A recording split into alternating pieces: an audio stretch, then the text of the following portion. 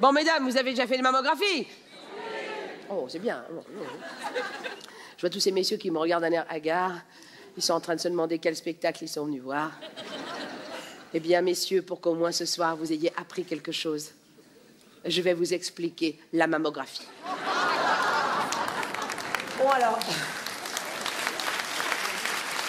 Déjà, en général, pour avoir un rendez-vous, le délai est d'à peu près 3 mois. Donc, en ce qui concerne le dépistage, on va appeler ça un dépistage tardif.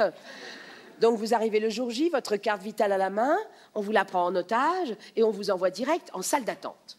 Il n'est que 10 heures et il y a déjà 15 bonnes femmes qui attendent, assises autour d'une plante verte en plastique. Et là, vous commencez à réfléchir. Bon, admettons qu'il commence à 9 heures, le docteur, et qu'il termine à 19 heures, moins l'heure du repas.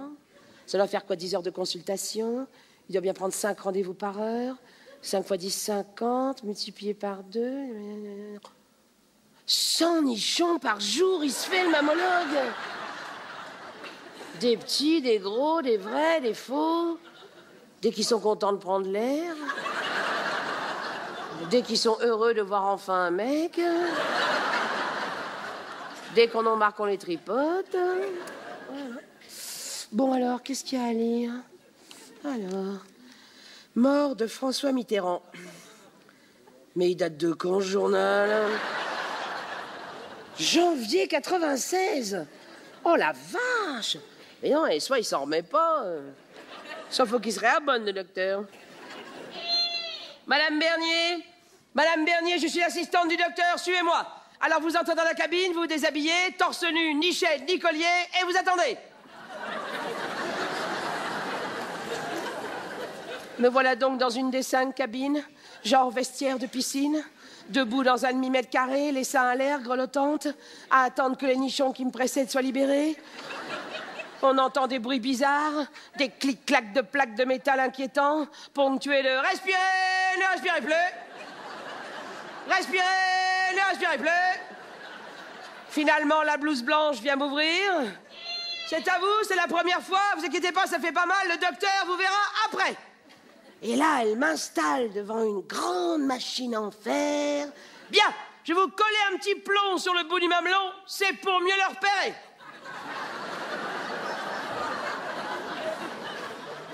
Alors, c'est un petit plomb, un peu comme ceux sur lesquels vous pétez une dent quand vous mangez un faisan, sauf que là, on vous le colle avec du scotch sur le bout du téton.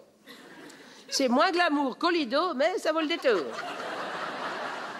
Mettez bien votre sein sur la plaque, attention, c'est un peu froid. Froid! Glacial, oui! Puis on doit pencher le torse du côté gauche comme ça, avec le sein sur la plaque, dans une position pas naturelle du tout, avec l'épaule tordue, le bras en bas. L'autre bras, on doit le mettre.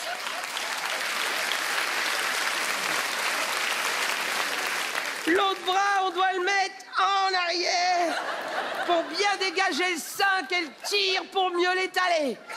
Ça fait un mal de chien. Et quand elle est contente de la position, elle arrive avec une autre plaque et schlag! Elle vous l'aplatit d'un coup. Mais alors bien aplati, hein. En ce qui me concerne, ça fait comme un blinis pour 12 personnes. Et on reste là avec son nichon qui crie au secours. Et l'autre qui prend son temps. Respirez, ne respirez plus. Respirez, ne respirez plus. Ça devrait être vendu dans les sex shops pour les sadomaso, cette machine. Et elle change le plomb de mamelon et elle martyrise notre sein pareil. Allons-y. Quand je pense qu'il y a des hommes qui veulent devenir des femmes... Et je vais vous dire, et c'est pas plus marrant pour celles qui n'ont pas de poitrine, hein. Parce que moi, j'ai une copine, Jane. Elle m'a expliqué. C'est affreux. Je reviens d'une mammographie. J'ai souffert la martyre. Comme je n'ai pas le sein, tu le sais que je n'ai pas le sein. Ils m'ont tiré le pot jusqu'à ce qu'un tout petit bout de mon tétine, il arrive sur le plat que je l'ai.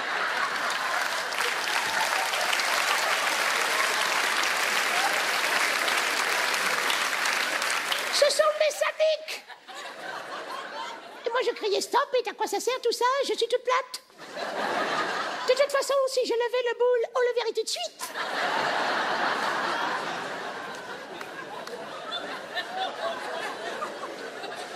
Et le pire, c'est une copine de ma fille, elle est danseuse au Crazy Horse, et elle n'a pas dit à l'assistante qu'elle avait des prothèses.